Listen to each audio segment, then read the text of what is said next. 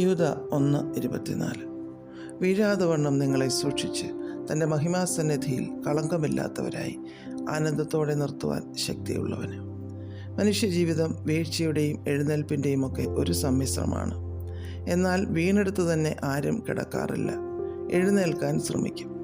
മാതാപിതാക്കളോട് കൂടെ പോകുന്ന കൊച്ചുമക്കളെ മാതാപിതാക്കൾ വീഴാതെ സംരക്ഷിക്കും. ഈ ജീവിതയാത്രയിൽ നമ്മെ അപ്രകാരം സംരക്ഷിക്കുവാൻ ഒരേ ഒരാളേ ഉള്ളൂ, സർവശക്തനായ നമ്മുടെ ദൈവം.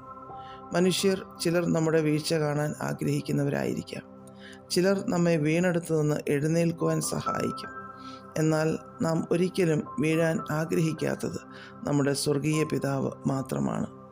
അതുകൊണ്ട് തന്നെ നമ്മുടെ ഉറപ്പില്ലാത്ത ഈ ജീവിതത്തിൽ നമ്മെ സൂക്ഷിക്കുവാൻ കഴിവുള്ള ദൈവകരങ്ങളിലേക്ക് നമ്മുടെ ജീവിതത്തെ ഏൽപ്പിക്കാം.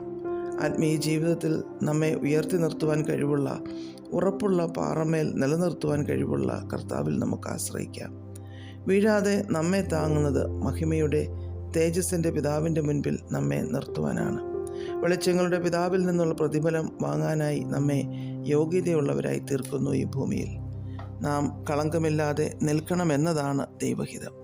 മണവാളൻ തലപ്പാവണിയുന്നത് പോലെയും മണവാട്ടി ആഭരണങ്ങളാൽ തന്നെത്താൻ അലങ്കരിക്കുന്നത് പോലെയും അവനെ രക്ഷാവസ്ത്രം ധരിപ്പിച്ചു, നീതി എന്ന അങ്കി ഇടുവിച്ചിരിക്കുന്നുവെന്ന് യെശയ്യാവ് 61:10 നാം വായിക്കുന്നു.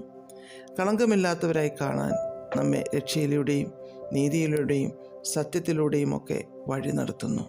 യെശയ്യാവ് 51:11 യഹോവയുടെ വിമുക്തന്മാർ ഉല്ലാസഘോഷത്തോടെ സിയോനിലേക്ക് മടങ്ങിവരും. നിത്യാനന്ദം അവരുടെ തലയിൽ ഉണ്ടായിരിക്കും. അവർ ആനന്ദവും സന്തോഷവും പ്രാപിക്കും, ദുഃഖവും ഞരക്കവും ഓടിപ്പോകും എന്ന് നാം വായിക്കുന്നു. നമുക്ക് ഈ ഭൂമിയിൽ അനുഭവിക്കേണ്ടി വരുന്ന സകല വേദനകൾക്കും പകരമായി നിത്യാനന്ദം നമുക്ക് നൽകാനായിട്ടാണ് മഹിമയുടെ സന്നിധിയിലേക്ക് നാം ആനയിക്കപ്പെടുന്നത്. ഈ ഭൂമിയിലെ കണ്ണീരിനും ദുഃഖത്തിനും മറുപടിയായി നിത്യമായ സന്തോഷം നമ്മെ കാത്തിരിക്കുന്നുണ്ട്. അതാണ് നമ്മെ പ്രത്യാശ നൽകി വഴി നടത്തുന്നത്. ഇതെല്ലാം സാധ്യമാകുന്നത് നമ്മുടെ കർത്താവായ യേശുക്രിസ്തു മുഖാന്തരവും പരിശുദ്ധാത്മ സഹായത്താലുമാണ്. യാതൊരു മനുഷ്യനോ സംഘടനയ്ക്കോ നമ്മെ നിത്യാനന്ദത്തിലെത്തിക്കുവാൻ കഴിയുകയില്ല. ഏകസത്യദൈവമായ നമ്മുടെ സ്വർഗീയ പിതാവിനാണ് അത് കഴിയുന്നത്. അതുകൊണ്ട് വീഴാതെ ജയത്തോടെ നിത്യതയിലെത്തുവാൻ ദൈവം നമ്മെ സഹായിക്കട്ടെ. പ്രാർത്ഥിക്കാം.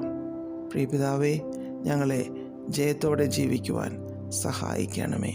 യേശുക്രിസ്തുവിൻ്റെ നാമത്തിൽ ആമേൻ. God bless us all.